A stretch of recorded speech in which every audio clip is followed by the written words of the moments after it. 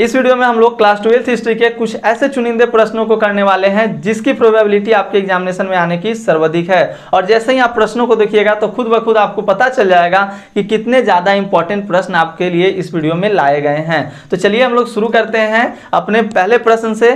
पहला प्रश्न आपके स्क्रीन पे दिख रहा होगा। पहला प्रश्न कहता है कि पुरातत्व से आप क्या समझते हैं। ऑलरेडी पढ़ाया गया जब आप चैप्टर फर्स्ट पढ़ रहे थे हड़प्पा सभ्यता, तो मैंने वहीं पे आपको पुरातत्व के बारे में एक्सप्लेन करा था।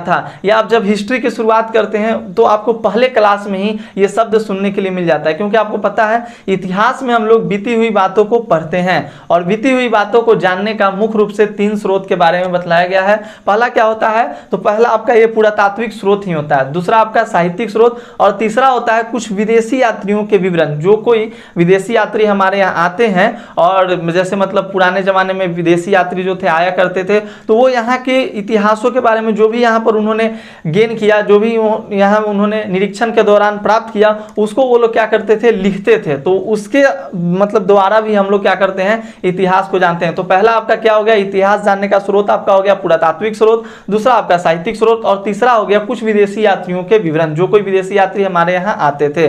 तो पहला प्रश्न आपके समक्ष यही कह रहा है कि पुरातत्व से आप क्या समझते हो। और जनरली एक बात समझ लीजिए, प्राचीन इतिहास को, देखिए इतिहास को भी 3 भागों में बांटा गया। तो प्राचीन इतिहास को जानने के लिए आपका ये जो पुरातत्व है ये बहुत ज्यादा इंपॉर्टेंट है। यानी प्राचीन इतिहास की जो नींव है पूरी की पूरी पुरातत्व पे ही टिकी हुई है। तो प्रश्न कहता है पुरातत्व से आप क्या समझते हैं, what do you mean by archaeological sources. तो देखिए ये इतिहास जानकारी के एक स्रोत है। तो पहला सिंपल सा यही हो जाएगा। देखिए पुरातत्व वो विज्ञान है जिसके माध्यम से पृथ्वी के अंदर छिपी हुई सामग्रियों की खुदाई कर अतीत के लोगों के जीवन की जानकारी प्राप्त की जा सकती है। यानी कि पास्ट में जो लोग थे उनका क्या जीवन शैली था, उनकी जीवन शैली कैसी थी, उसके बारे में हमें पुरातत्व से पता चलता है। जैसे जनरल आप चैप्टर फर्स्ट में जब हड़प्पा सभ्यता चैप्टर को पढ़ें तो वहीं पे आपको ये टर्म समझने के लिए मिल गया था कि जो हड़प्पा सभ्यता के बारे में हमारे पास कोई भी रिटन डॉक्यूमेंट, कोई भी हमारे पास साक्ष्य नहीं है। हम लोग केवल पुरातत्व के आधार पर ही क्या करते हैं, उस सभ्यता के बारे में सारी जानकारियों को बतलाते हैं कि यहाँ पे लोग ज्यादातर गेहूं की खेती करते थे, कपास का व्यापार होता था। इन सारी बातों को हम लोग क्या करते हैं, डिस्कस करते हैं। और उससे कांस्ययुगीन सभ्यता, जो क्योंकि वहां पे कांसा के साक्ष्य मिले जिसके कारण हम लोग उसे कांस्ययुगीन सभ्यता के नाम से जाने, तो ये बात समझ में आती है। तो पुरातत्व से आप क्या समझते हैं, तो यह एक इतिहास को जानने का एक स्रोत है, यह माध्यम है जिसके द्वारा इसका क्या प्रोसेस होता है। तो प्रोसेस यही होता है कि पृथ्वी के अंदर जो भी चीज क्या होती है अंदर दब जाती है तो खुदाई के दौरान प्राप्त होता है, जिससे कि हम लोग अतीत के लोगों के बारे में, उनके जीवन शैली के बारे में पता लगाते हैं। जैसे एग्जांपल के तौर पे लीजिए, दिन प्रतिदिन जो होता है धरती का जो परत होता है वो क्या होता है, ऊंचा होते जाता है, उसमें मिट्टी भरते जाती है। तो जैसे अभी हमारी सभ्यता चल रही है, अभी हम लोग जनरली जो लिव है मतलब लाइव है, तो हमारी सभ्यताएं चल रही है अभी। तो अगर मान लीजिए हमारी सभ्यता का पतन होता है तो क्या होगा, दिन प्रतिदिन उसमें मिट्टी की परतें चढ़ती जाएगी, तो जितने भी सामग्रियां अभी हमारे समक्ष है वो सब तो दबती चली जाएगी। तो जब उसका हम लोग पुरातात्विक जब उत्खनन करते हैं, उत्खनन मतलब खुदाई करते हैं, तब हमें वहां से कुछ सामग्री मिलता है। जैसे ये देख रहे हैं पेन आप, तो पता चला ना कि लोग हम जब हमारी सभ्यता थी इसमें पेन का उपयोग होता था। तो उसी तरह से ये जनरली जो एक हड़प्पा सभ्यता का मैं एग्जाम्पल देकर बताऊँ, ऐसे बहुत सारी सभ्यताएं हैं जिसका मतलब हम लोग को उत्खनन के दौरान ही मतलब उसके बारे में भी जानकारी प्राप्त हुआ है। कहता क्या है कि यह जो पुरातत्व होता है यह वैज्ञानिक तथ्यों पर आधारित होता है। मतलब वैज्ञानिक तत्वों पर आधारित होता है। कैसे, क्योंकि इसमें बहुत सारे आप कार्बन डेटिंग पद्धति का भी समझते हैं, इस्तेमाल किया जाता है, किस तरह से किसी चीज़ का एज आप मापते हैं, तो इन सभी बातों का भी इसमें क्या होता है, इस्तेमाल होता है, जिसके कारण इस पे लोग ज़्यादातर अपना क्या होते हैं तो सहमति प्रदान करते हैं। लेकिन हर जगह ये मतलब क्या है, सफल भी नहीं है, मतलब हर चीज़ों को एक्सप्लेन नहीं करता है। मतलब अतीत के लोगों के हर एक जानकारियों को ये क्या होता है, तो ये पूरी तरह से हम लोग के सामने प्रदर्शित नहीं कर पाता है पुरातात्विक स्रोत भी। तो यहाँ पर बात करता क्या है कि वैज्ञानिक तथ्यों पर आधारित होने के कारण पुरातत्व एक सर्वाधिक महत्वपूर्ण स्रोत है। इसके अंतर्गत खुदाई में प्राप्त सिक्कों, अभिलेखों, खंडहर एवं स्मारक आदि की गणना की जाती है। किसी भी सभ्यता के इतिहास की जानकारी के लिए पुरातत्व एक महत्वपूर्ण स्रोत है। तो देखिए पुरातत्व से जनरली आप इतना लिखिएगा, एग्जामिनेशन में प्रश्न आएंगे, 2 ही प्रश्न आपके एग्जामिनेशन में पूछ जाते हैं, या तो पूछेगा साहित्यिक स्रोत से आप क्या समझते हैं, या तो पुरातत्व से आप क्या समझते हैं। तो पुरातत्व अगर पूछ दे तो आप यही कहिएगा कि पुरातत्व का मतलब हो गया वैसा चीज, वैसा माध्यम जिसके द्वारा हम लोग अतीत के लोगों का जो होता है खुदाई करके उसके बारे में जानकारी प्राप्त करते हैं। जैसे जनरली अगर खुदाई कीजिएगा तो सिक्के मिल जाएंगे आपको, अभिलेख मिल जाएंगे, बहुत सारे खंडहर मिल जाएंगे, आज भी बहुत सारे खंडहर मिलते रहते हैं। अभी हाल ही फिलहाल में पटना के गांधी मैदान में से आपको पता है एक बहुत बड़ा बुलडोजर निकला, रोड रोलर निकला है। तो रोड रोलर तो पता चला कि हाँ मतलब कुछ साल पहले, बहुत साल पहले यहाँ पे इस तरह के रोड रोलर से क्या होता था, रोडों का, सड़कों का निर्माण कराया जाता था। तो ये बातें आती है। अब पुरातत्व जो उत्खनन होता है, पुरातात्विक उत्खनन, वो किस आधार पर होता है, वो कैसे होता है, ये भी थोड़ा समझ लीजिए। जैसे दो तरह से होता है आपका, एक क्षैतिज उत्खनन होता है और एक आपका लंबवत उत्खनन होता है। तो क्षैतिज उत्खनन में क्या होता है कि जैसे मतलब कोई क्षेत्र है, बड़ा सा क्षेत्र है, तो पूरा उत्खनन मतलब उसको लंबाई के साथ साथ, और लंबवत मतलब होता है जितना अंदर जाइए तो जितनी जो भी वस्तु आपको जितनी गहराई में मिलेगी वो उतनी ही पुरानी मानी जाएगी। ये बात आप ध्यान में रखिएगा। तो जनरल आप सिंपल सा टर्म समझ गए कि पुरातत्व से क्या समझते हैं, एक प्रकार का माध्यम है जिसके द्वारा हम लोग खुदाई करके जो होता है पास्ट के लोगों के जीवन के बारे में हम लोग क्या करते हैं, जानकारी प्राप्त करते हैं। Clear concept. चलिए बढ़ते हैं हम लोग अपने अगले प्रश्न की ओर। हमारा जो आज का अगला प्रश्न है इसको भी थोड़ा सा आप लोग देखिएगा।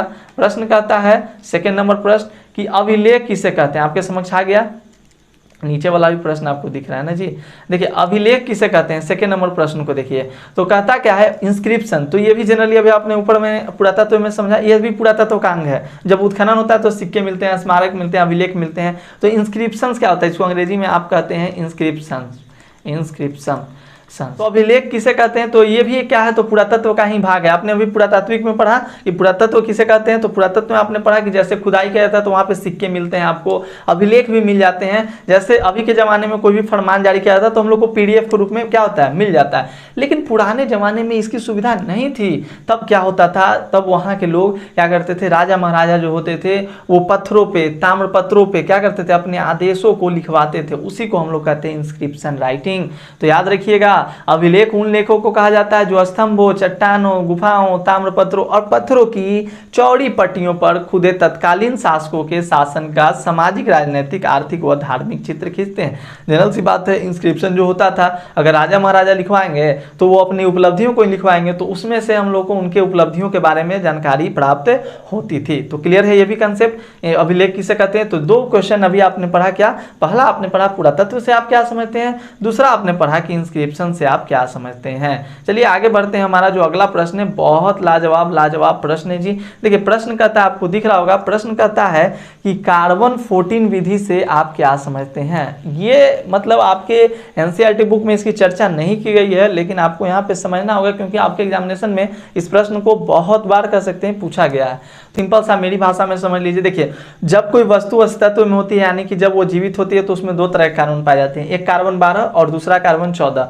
तो जो कोई वस्तु होता है उसमें कार्बन 12 की जो मात्रा होती है वो सेम टू सेम जितना रहता है उतना का उतना रहता है, लेकिन समय के साथ क्या होता है, कार्बन 14 की मात्रा जो होती है वो घटते जाती है। तो इसी के आधार पर हम लोग कार्बन 14 मेथड से किसी भी वस्तु का जो होता है आयु का हम लोग मेजरमेंट करते हैं। कैसे मेजरमेंट करते हैं भाई, उसको थोड़ा हम लोग लैग्रेंज के द्वारा पढ़ के भी समझेंगे और आपको अच्छे समझ में भी आ जाएगा। तो कार्बन 14 विधि वस्तु की कालावधि को मापने का एक वैज्ञानिक विधि है। इसके अनुसार जब वस्तु या जीव अस्तित्व में होते हैं उसमें दो प्रकार के कार्बन पाए जाते हैं। समझिएगा, उसमें दो प्रकार के कार्बन पाए जाते हैं, C12 और C14। दो तरह के कार्बन पाए गए। इनमें C की मात्रा जो होती है, C12 की जो मात्रा होती है वो समान होती है, लेकिन जैसे जैसे विघटित होता है C12 की मात्रा तो समान रहती है, लेकिन C14 की जो मात्रा होती है वो कम हो जाती है। और कहा जाता है कि एक अनुमान लगाया गया है कि 5730 वर्षों में ऐसा माना गया कि जो कार्बन 14 की जो मात्रा होती है वो घटकर क्या हो जाती है, तो आधी हो जाती है। तो इस तरह से उसके अनुसार क्या होता है, किसी वस्तु के कार्यकाल को मापा जाता है। कहा जाता है कि जिस वस्तु में जितना कार्बन 14 की मात्रा कम होगा वो वस्तु उतना ही पुराना होगा। क्लियर समझ में आया। तो कोई भी अगर कार्बन 14 मेथड वाला प्रश्न है तो इसको आप अपने भाषा में लिखिए। कार्बन 14 मेथड से हम यही समझते हैं, कार्बन 14 विधि जो है वो वस्तु की कालावधि को मापने का तरीका है, जिसके द्वारा हम लोग, वैज्ञानिक विधि है जिसके द्वारा हम लोग क्या करते हैं, जो भी कोई मनुष्य या मतलब जो भी कोई जीव अस्तित्व में होता है उसमें दो तरह के कार्बन पाए जाते हैं, C12 और C14। C12 की तो मात्रा समान रहती है, लेकिन समय के अनुसार C14 की मात्रा घटते जाती है। ऐसा माना जाता है कि मतलब एक अनुमान है कि 5730 वर्षों में जो होती है C14 की मात्रा घटकर क्या हो जाती है, तो आधी हो जाती है। तो इस तौर पे भी आप इन प्रश्नों को कर सकते हैं। चलिए हम लोग अगले प्रश्न की ओर बढ़ते हैं। अगला प्रश्न बहुत ही लाजवाब प्रश्न है, 4 नंबर देखिएगा। सिंधु घाटी सभ्यता को हड़प्पा सभ्यता क्यों कहा जाता है ना लाजवाब प्रश्न। मैंने शुरुआती में ही आपको बोला था कि प्रश्न भैया बहुत लाजवाब हैं, तो प्रश्नों को आप देखिए। और हाँ, मैं आपको एक इंपॉर्टेंट इन्फॉर्मेशन दे दूं कि अभी आपके सॉफ्ट स्टडी ऐप पे एक बहुत ही अच्छा कोर्स लॉन्च होके आया है, वो मात्र आपका ₹599 का है, तो आप उस कोर्स को जरूर से जरूर बाई कर लें। उसमें आपको हर एक सब्जेक्ट का एज ए क्रैश कोर्स के टाइप पे पढ़ाई कराया जाएगा और इसकी बैच की शुरुआत 6 अक्टूबर से आपकी क्लासेस शुरू हो जाएगी, तो आप पहले ही उसमें इनरोल कर लीजिए। जितना पहले आप उसमें इनरोल कर लेंगे उतना ही आपके लिए फायदेमंद होगा। और आप इनरोल करके पढ़ लीजिए, 600 को मतलब आप खर्च कर सकते हो, बार बार आपके जीवन में 12th आने वाला है नहीं। तो आप एक बार, आपने आर्ट्स ऐसे भी लिया है तो आपको अच्छे मार्क्स चाहिए, तो ये मेरी जिम्मेदारी रहेगी कि आपको अच्छे मार्क्स दिलाएं। 420 प्लस का टारगेट हमारा रहता है हर बार, बहुत सारे बच्चों ने लाया भी है, आप देख सकते हैं। तो आप भी ला सकते हैं अगर आप कोर्सेज को ज्वाइन कीजिए। कोर्स में आपको बहुत अच्छे अच्छे टीचर्स पढ़ाएंगे, मैं भी पढ़ाऊंगा खुद, तो सारे लोगों की हेल्प से, और हम लोग एक तरह से अच्छी तैयारी करेंगे। तो 599 का कोर्स है, सॉफ्ट स्टडी प्ले स्टोर से डाउनलोड किया, डिस्क्रिप्शन में लिंक भी आपको मिल जाएगा। चलिए आते हैं हम लोग मुद्दे पे। सिंधु घाटी सभ्यता को हड़प्पा सभ्यता क्यों कहा जाता है? सिंधु घाटी सभ्यता को हड़प्पा सभ्यता इसलिए कहा जाता है क्योंकि सर्वप्रथम इस सभ्यता में जो हुआ था, हड़प्पा नामक गाँव का ही उत्खनन हुआ था। हड़प्पा एक तरह के गाँव का नाम है। तो सबसे पहले जब इस सभ्यता के बारे में पता चला तो हड़प्पा नामक जगह का ही जो हुआ था, खोज हुआ था, उत्खनन हुआ था, इसलिए इसे हड़प्पा सभ्यता के नाम से जाना जाता है। इसके जो खोजकर्ता थे वो दयाराम साहनी थे। दयाराम साहनी ने 1921 में हड़प्पा नामक स्थल पर उन्होंने उत्खनन किया। देखिए पुरातात्विक उत्खनन कर दिया ना। पुरातात्विक उत्खनन मतलब वही जो अभी मैंने आपको समझाया था, जिससे कि अतीत के लोगों के बारे में जानकारी हमें प्राप्त होता है। तो पुरातात्विक उत्खनन कर हड़प्पाई मोहरे प्राप्त की थी। मोहरे कुछ प्राप्त हुआ था, सिक्के, मोहरे, अभिलेख, ये सब तो प्राप्त होते हैं। उसके बाद ही अन्य स्थानों पर पुरातात्विक खुदाई की गई। सिंधु घाटी सभ्यता का सबसे पहला और महत्वपूर्ण नगर होने के कारण इसे हड़प्पा सभ्यता कहा जाता है। तो सबसे पहला और महत्वपूर्ण नगर होने के कारण इसे हड़प्पा सभ्यता का नाम दिया गया। तो याद रखिएगा, अगर आपके एग्जामिनेशन में प्रश्न पूछे बच्चों कि सिंधु घाटी सभ्यता को हड़प्पा सभ्यता क्यों कहते हैं, तो सिंपल सा जवाब है क्योंकि सिंधु घाटी सभ्यता में सर्वप्रथम जो था वो हड़प्पा नगर ही खोजा गया था। Clear concept? ये भी प्रश्न आपको समझ में आ गया होगा। आसान आसान से प्रश्न है और यही सब प्रश्न आपके एग्जामिनेशन में आते हैं, तो प्रश्नों को ध्यान से पढ़िए, आसानी से कीजिएगा। ये जो यहाँ पर एक ईस्वी है 1921, याद रखिएगा, राय बहादुर दयाराम साहनी ने हड़प्पा का उत्खनन किया था और राखाल दास बनर्जी ने मोहनजोदड़ो का उत्खनन किया था। हालांकि आज तक जो है इस सभ्यता की जो लिपि है इसको आज तक हम लोग डिकोड नहीं कर पाए हैं। तो कह सकते हैं कहीं ना कहीं अभी तक आज तक उस सभ्यता की लिपि को डिकोड नहीं कर, हो सकता है लिपि ना हो, कुछ चित्रात्मक उनकी जो भावनाएं हों, वो लोग एक दूसरे से संवाद के रूप में बात करते हों, तो ये सारी बातें उसमें दर्शाई जाती है। तो यहाँ तक आप लोगों को प्रश्न क्लियर हो गया है। अगला देखिएगा 5वां नंबर प्रश्न, ये आपको एकदम क्लियर स्पष्ट तरीके से दिख रहा होगा, सिंपल सा प्रश्न है। हड़प्पा संस्कृति की किन्हीं 2 विशेषताओं को लिखें। क्या 2 विशेषताएं भाई थी भाई? कहा जाता है ना, आप आज कहते हो कि हमारा देश जो भारत है वो डेवलप हो रहा है, हमारा जो देश भारत है वो विकासशील हो, लेकिन आपको मैं बता दूं, आप आश्चर्यचकित रह जाएंगे कि आज से हजारों हजार वर्ष पहले ये जो अपना भारत था ये पूरा मतलब पूरे विश्व का सबसे विकसित जगह था। यहाँ पर हड़प्पा जैसी सभ्यताएं थी और वो भी सभ्यता नगरीय सभ्यता, जहाँ पे जल निकास प्रणाली व्यवस्था थी, बहुत अच्छी अच्छी व्यवस्थाएं थी, नगर नियोजन की व्यवस्थाएं थी।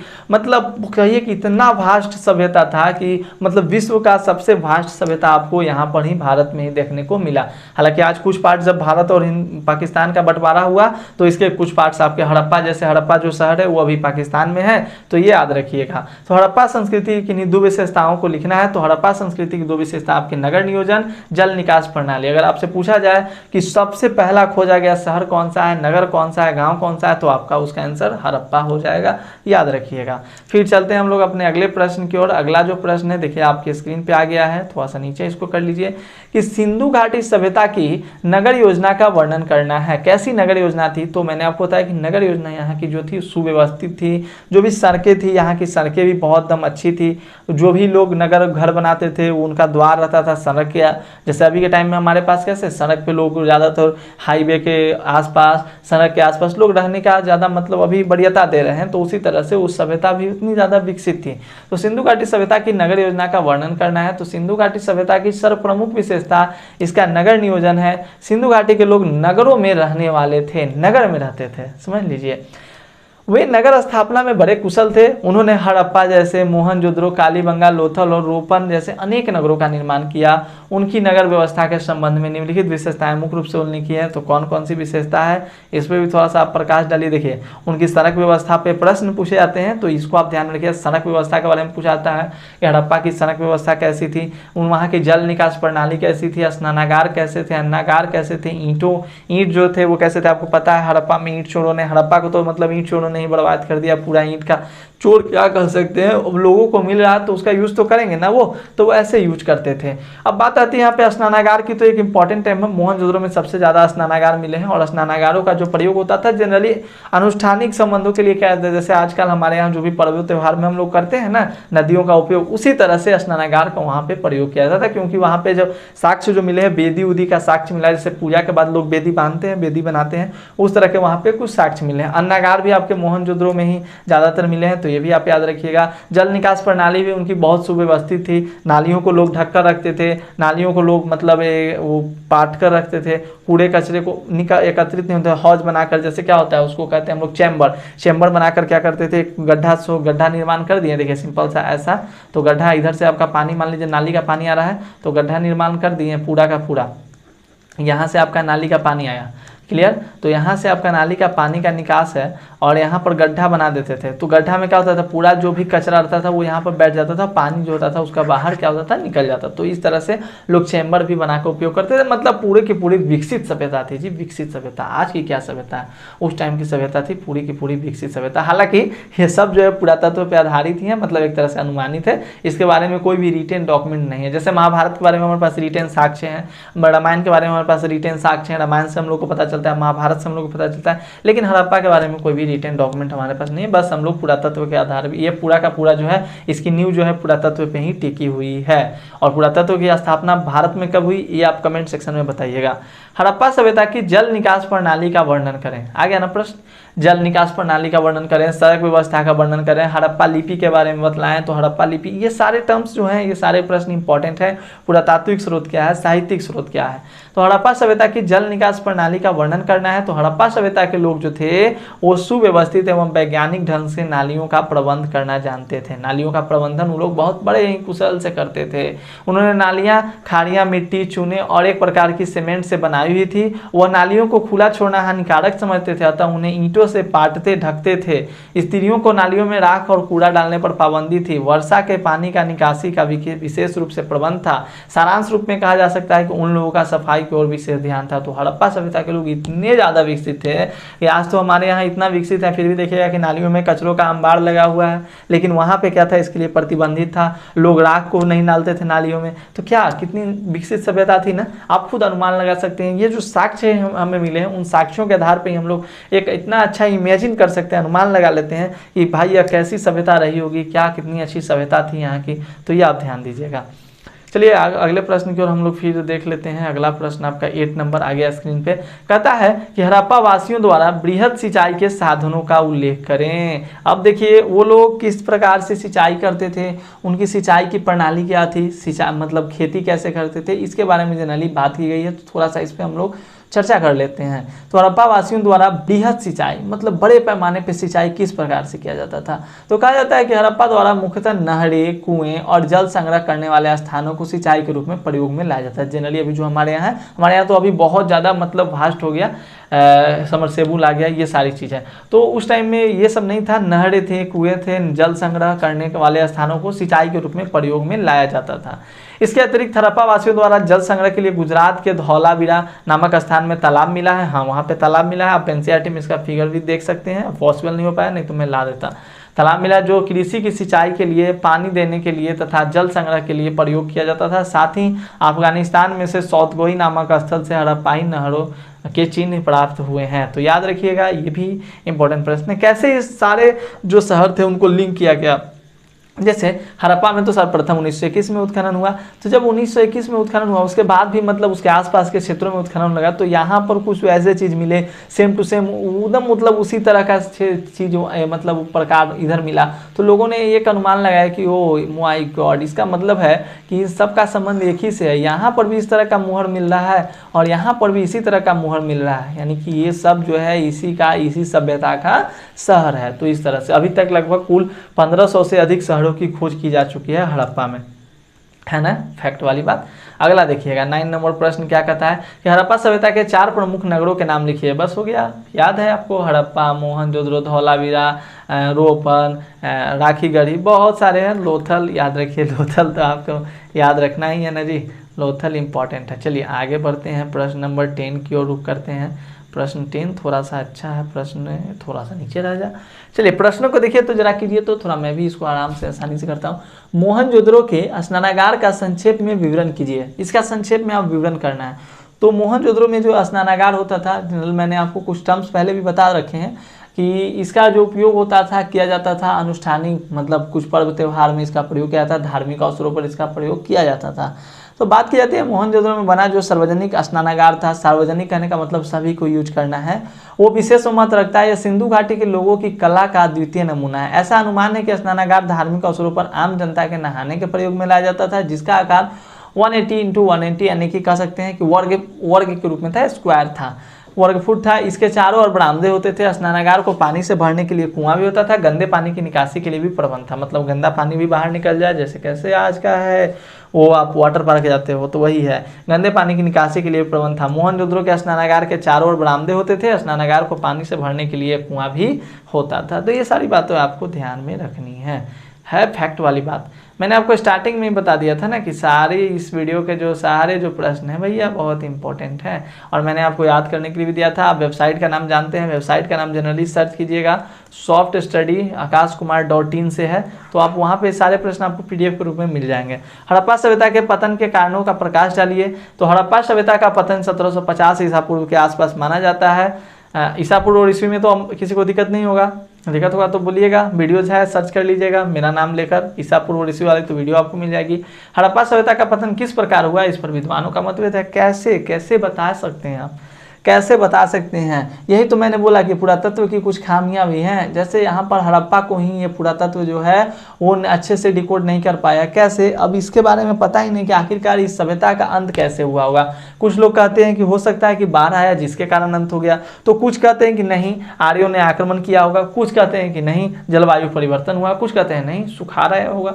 अरे भाई क्या क्या बातें हैं, और सबकी बात फेल हो जाती है। जैसे कोई कहा ना कि पूरा क्या हुआ, आक्रमण हुआ होगा तो नरसंहार हो गया होगा, सभी को मार दिया होगा, किसी ने इस पर हमला कर दिया होगा, तो बात आती है कि अच्छा हमला किया, ठीक है, तो एक लाश मिलता है वहीं पे, ठीक है, एक लाश मिला, वहीं पे एक और लाश मिला, 2 लाश मिला, तो एक लाश का पता चलता है कि अरे ये तो मतलब इतने साल पुराना है और ये तो है इससे बहुत ज़्यादा साल पुराना है। तो अगर कोई हमला करेगा तो एक ही टाइम ना सबको मारेगा, एक ही टाइम पीरियड में ना मारेगा। तो ये भी यहाँ पर मतलब ऐसे ऐसे प्रॉब्लम्स, ऐसे ऐसे यहाँ पे कंक्लूजन, जिसके आधार पे क्या किया ये भी समझिए कि एक तरह से क्या है तो ये मत ही रहा, इसके बारे में कोई कंफर्म जानकारी नहीं है। तो ऐसा माना जाता है कि हड़प्पा सभ्यता का जो पतन हुआ था, अनेक विद्वानों का अपना अपना मतभेद है। उन्होंने माना कि कोई प्राकृतिक आपदा आया होगा, आक्रमण हुआ होगा जिसके कारण इस सभ्यता का अंत हो गया होगा। तो इस तरह से विद्वानों का अनेक मत है, सुखाड़ आया होगा, तो आपको ये ध्यान देना होगा। अब कौन सा आपको कारण उत्तरदायी लगता है, कौन सा कारण क्या है, इसको आप समझिएगा। आप मतलब अपने से भी कुछ जज करने का प्रयास कीजिए, आपका भी हक बनता है, आप इतिहास पढ़ते हैं तो इस तरह से इस वीडियो में हम लोगों ने 11 प्रश्नों को किया। किसी को कोई प्रश्न समझने में दिक्कत हुआ होगा। पहला प्रश्न था हमारा कि पुरातत्व से आप क्या समझते हैं, अभिलेख से क्या समझते हैं, हड़प्पा में उत्खनन के बारे में, हड़प्पा सिंधु घाटी सभ्यता को हड़प्पा सभ्यता क्यों कहा जाता है, हड़प्पा सभ्यता के पतन के बारे में, स्नानागार के बारे में, ईंटों के बारे में। तो हमें तो लगता है कि आपको कहीं पर किसी तरह की कोई दिक्कत नहीं हुई होगी। देखिए बच्चों, आप क्रैश कोर्स ज्वाइन कीजिए, उसमें हम लोग लाइव पढ़ेंगे। ये वीडियो तो आपको रिकॉर्डेड मिल रही है, उसमें हम लोग लाइव पढ़ेंगे। रुपये 599 599 जीवन में आते जाते रहता है, इसलिए क्या कीजिए बैच को ज्वाइन कीजिए और आप लोग पढ़िए अच्छे से। मेरी शुभकामनाएं आपके साथ रहेगी, और बहुत सारे बच्चे अच्छे करते हैं तो आप अच्छे करते रहिए और पढ़ते रहिए। सॉफ्ट स्टडी को डाउनलोड कीजिए, चैनल पे नए चैनल को सब्सक्राइब कीजिए, वीडियो को लाइक कीजिए, शेयर कीजिए। मिलते हैं हम लोग अगले क्लास में, तब तक के लिए धन्यवाद। जय हिंद, जय भारत। और हाँ, जाते जाते अपना एक प्यारा सा कमेंट छोड़ के जाइएगा कि आपको वीडियो कैसी लगी, क्योंकि आपका फीडबैक ही हमें मनोबल देता है, बढ़ाता है। जैसे मैं आपको प्रोत्साहित करता हूँ तो आप भी हमें प्रोत्साहित कीजिए। हम लोग एक दूसरे के जो होगा समन्वय मतलब स्थापित करेंगे, जिसके कारण आगे बढ़ सकेंगे। ठीक है, तो take care all of you, मिलते हैं, हमारी मुलाकात होगी अगली क्लास में। धन्यवाद।